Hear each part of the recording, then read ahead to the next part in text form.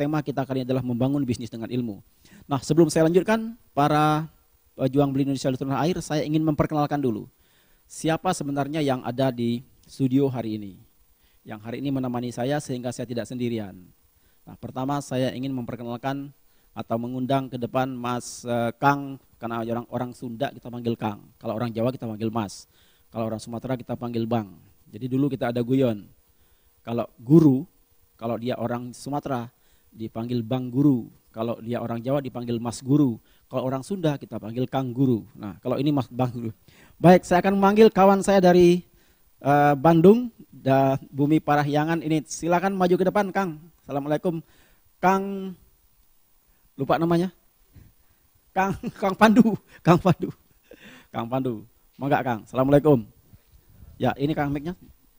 Tolong pegang mic-nya. Kita ingin bincang-bincang dulu dengan Kang Pandu. Sudah sini, Kang. Jangan jauh-jauh. Biar gambarnya kelihatan. Nah, kelihatan. Kang Pandu agak dekat sedikit mic-nya. Sebenarnya tadi dalam rangka apa kemarin, Kang?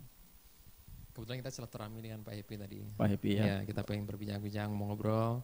Kebetulan didampingi dengan istri juga. Mana istrinya? Panggil dong. Ada. Masa istri tertinggal? Kira Mbak, Teh, Kadia.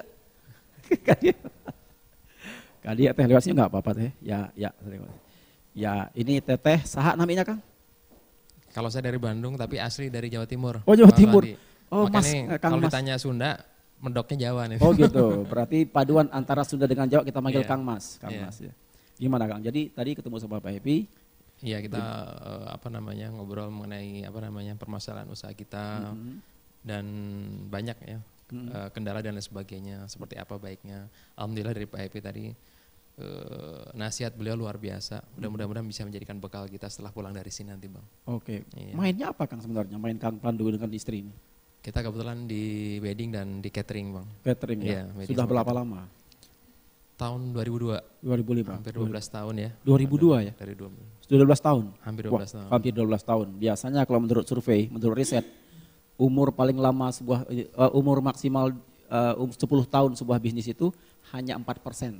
4% bisnis yang bisa sampai ke umur 10 tahun. Ini 12 tahun, luar biasa Kang Pandu ini. Amin. Berarti beliau Mudah-mudahan jalan terus, Bang. sudah melampaui titik kritis itu. Insya Allah. Tapi penjualan bagus kan ngomong-ngomong. Nah, karena tidak bagus tadi, makanya kita ngobrol seperti apa kedepannya biar lebih baik lagi, Bang, kayak gitu. Oh gitu. Iya. Tapi persoalannya kan bukan persoalan penjualan ya. Betul, ada persoalan-persoalan lain, ternyata masalah bisnis tidak sekedar masalah penjualan dan sebagainya, ada masalah-masalah yang ternyata luar biasa gitu kan. Yang mungkin ya Bang Aswandi lebih tahu lah. Lebih tahu. Oke, ya nggak perlu ceritakan semua, tapi gambaran aja. Masalah itu semua orang punya masalah. Iya Bang, pasti. Justru forum ini kita hadirkan untuk membahas kita semua yang bermasalah. Dan mudah-mudahan masalah ini membuat kita menjadi lebih dewasa dan Amin. lebih berhasil, Bang. Insya Allah. Oke, terima kasih. Kalau istrinya namanya apa? Sari. Mbak Sari ya, orang Jawa juga. Blasteran. Blasteran ya. Minang Garut, Minang Sunda. Minang Sunda, wah Iya. lebih kaya ternyata Mas. Tapi memang secara teori ya semakin jauh genetisnya, semakin cerdas anak-anaknya. Mudah-mudahan amin. Amin. Ya. Selanjutnya saya ingin memanggil Mbak ini, Mbak. Sini aja, Mbak. Sini aja dulu. Sini dulu. Mbak Nur Syarifah. Nah, Mbak Nur Syarifah sesungguhnya adalah saya kenalkan sedikit. Mbak Nur Syarifah ini adalah istri dari narasumber kita hari ini yang salah satu figur yang kita tampilkan dalam cerita ini. Cuman sebagai untuk mengintip siapa sesungguhnya suami istri ini, Mbak Nur sebenarnya apa bisnisnya sehari-hari, kegiatan sehari-harinya Mbak Nur? Bisnis saya atau Ya, mungkin ya. kegiatan saya. Ah. Kalau untuk yang saya membantu suami di bisnis kosmetik, Kosmetik ya? fashion juga di pijat. Oke. Iya. Itu sudah lama Mbak jalannya? Berapa tahun? Kalau di Sudah dari 2001. 2001 kalau sekarang kira-kira berapa tahun Mas? 13 tahun. Wah, ini 13 adalah tahun. ini adalah orang-orang yang sudah bisa melampaui titik kritis di umur 10 tahun sebenarnya. Terima kasih. Saya ingin memanggil satu lagi, Kang, Mas. Maju dong, Kang. Nah, ini. Saya juga baru kali ini bertemu dengan beliau, maka saya ingin tahu lebih banyak dengan beliau. Nama siapa, Kang? Sidik. Ya. Ini agak mirip-mirip dengan Sodik. Agak mirip dengan Sodik. Jadi Sidik dengan Sodik hanya beda tipis dan tapi fisik agak mirip ya. Agak mirip ya. Pokoknya ya. Nah, berbisnis juga, Kang? Iya. Berbisnis juga. Dalam bidang apa? Kelontong alat tulis. Kelontong alat tulis. Kelontong. Tapi tadi sejenak kita waktu bicara di depan, saya cukup luar biasa Anda ini sebenarnya. Ini beliau ini sudah pernah ditangkap polisi Dimasukin apa? Karena kehebatan beliau adalah membuat produk. Nah, kenapa sampai seperti itu? Karena apa? Pikiran kita waktu itu apa yang kalau produk lain udah laku, tinggal kan udah laku kan. Kalau produk yang udah terkenal nggak ada untungnya nih. Jadi kita bikin sendiri biar yang seperti itu, yang mirip-mirip. Biar untungnya gede gitu. Oh gitu. Jadi Anda dituduh sebagai pemalsuan. Iya, pemalsuan. Nah, pemalsuan maka ditangkap polisi. Itu bedanya Indonesia dengan Cina. Kalau di Cina semua barang hebat di dunia dipalsukan dan pemerintahnya membela. Kita untuk membuat negeri sendiri pun jualan susah dan Anda ditangkap. Karena apa? Pembelaan yang tidak jelas. Ini contoh dari Mas Sidik ini. Mas Sidik selain itu saya dengar Anda juga pernah masuk di pengadilan. Pernah juga di pengadilan. Luar biasa. Itu perjalanan yang tidak terlupakan. Suatu saat itu mungkin cerita indah. Katanya sempat mendatangi jaksa gitu ya. Karena uangnya sudah banyak habis. Iya. Sementara kasusnya jalan terus. Jalan terus. Gimana? Kenapa kok bisa begitu? Sengaja diulur supaya saya keluar duit lebih banyak lagi. Oh gitu. Udah berapa banyak kasus itu tuh? Ya 100 juta lah. 100 juta. Tapi kasusnya selesai nggak? Selesai dengan terpaksa. Selesai dengan terpaksa. Kabarnya ketika Anda bilang di pengadilan, katanya uang saya udah banyak keluar tapi kok kasusnya nggak selesai. Iya. Malah hakimnya kaget. Iya. Kenapa? Kenapa kaget? Kagetnya kok kasih sekian dia Cuman kebagian sekian. Kebagian sekian. Yang bagi-bagi siapa itu? Yang bagi-bagi jaksanya. Oh, jaksanya. Karena lewat itu masalahnya diurusi pakai saya aja gitu. Oh gitu. Jaksanya bilang seperti itu. Salahnya Anda buka di pengadilan, hakimnya dengar ternyata kebagiannya sedikit. Oh gitu. Jadilah itu. Baik. Enggak apa-apalah. Tapi beliau ini luar biasa. Hanya dengan melihat produk, dia baca sedikit unsur-unsur di dalamnya, dia langsung beli ke toko kimia atau bisa buat. Bisa buat pulpen, racun tikus, apalagi Mas? Kapur barus itu ya? Kapur ajaib. Bisa, apalagi? Minyak gosok. Minyak gosok, yang ngapak itu ya? Luar biasa. Saya berharap kepandaian ini jangan dibuang. Suatu saat akan berguna, kita akan membuat produk sendiri. Hari ini negeri kita sudah diserbu sama produk asing. Baik, Bapak Ibu sekalian dan Kakang dan Mas dan Mbak-mbak, terima kasih. Dipersilakan duduk kembali.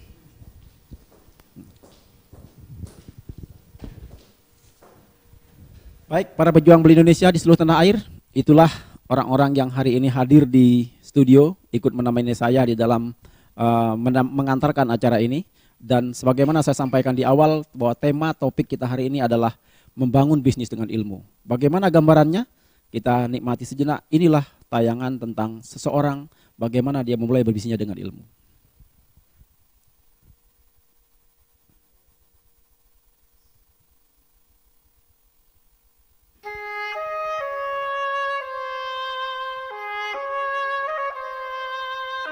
Dua kali mengalami kejatuhan bisnis, membuat Ruswanto memutuskan untuk mencari ilmu bisnis.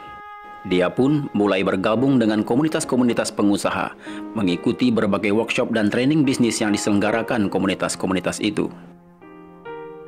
Karena merasa belum menemukan apa yang dia cari, ayah 4 anak ini terus bolak-balik Pekalongan Semarang, mengikuti berbagai kelas bisnis. Suatu ketika, atas ajakan temannya, Ruswanto mengikuti sebuah kelas yang menghadirkan seorang pembicara tamu yang membicarakan tentang perjalanan bisnisnya. Ketemu itu, saya klik bisnis, saya benar-benar bisa ngerti bisnis, cara bermainnya, cara ngontrolnya, gitu. Itu setelah saya ketemu dengan Pak Happy. Itu di Masjid Agung pada waktu tahun 2009, gitu. Yang saya butuhkan adalah murni teknik bisnisnya, gitu. Yang saya butuhkan adalah skill bisnisnya, gitu. Yang saya butuhkan adalah gimana sih menjalankan bisnis yang benar, gitu. Banyak kan masih bentuknya hanya motivator, gitu ya. Saya baru ketemu dengan Pak Happy, jadi di samping membangun kehidupan pribadi kita, juga bagaimana menjalankan bisnis kita dengan baik. Pertemuan itu membuat suami Nur Syarifah ini merasa semakin yakin dengan ajaran dan ilmu bisnis yang dipelajarinya.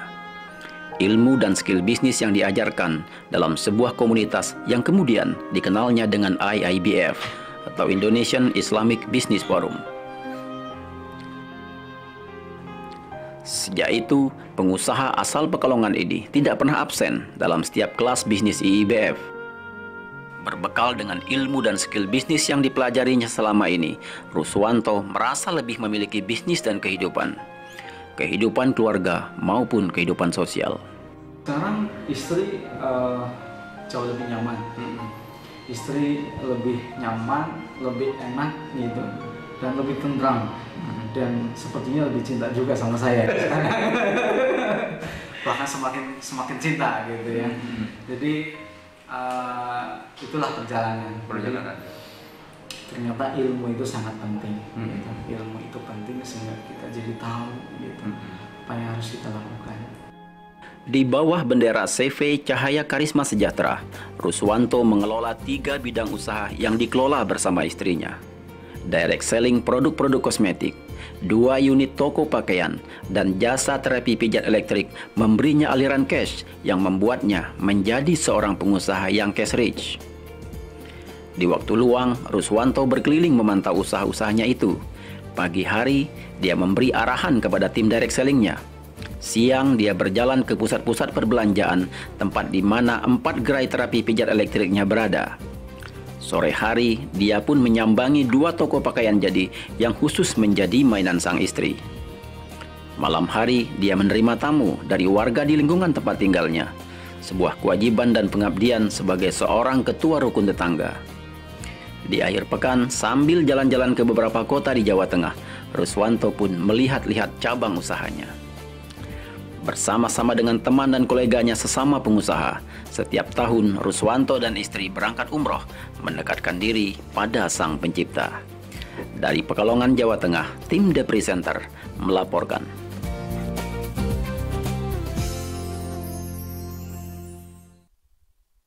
Baik, para pejuang beli Indonesia di seluruh tanah air, itulah tadi gambaran singkat tentang narasumber yang akan kita hadirkan pada sore hari ini. Dan tadi ketika dia menyebut, dan tampaknya istri saya juga makin cinta kayaknya sama saya, istrinya terpekik, tidak menduga bahwa suaminya memiliki ucapan seperti itu. Ya sekaligus ya kata Ruswanto kemarin bilang ke saya, sekaligus yang mengembang atau membanggakan istrinya lah.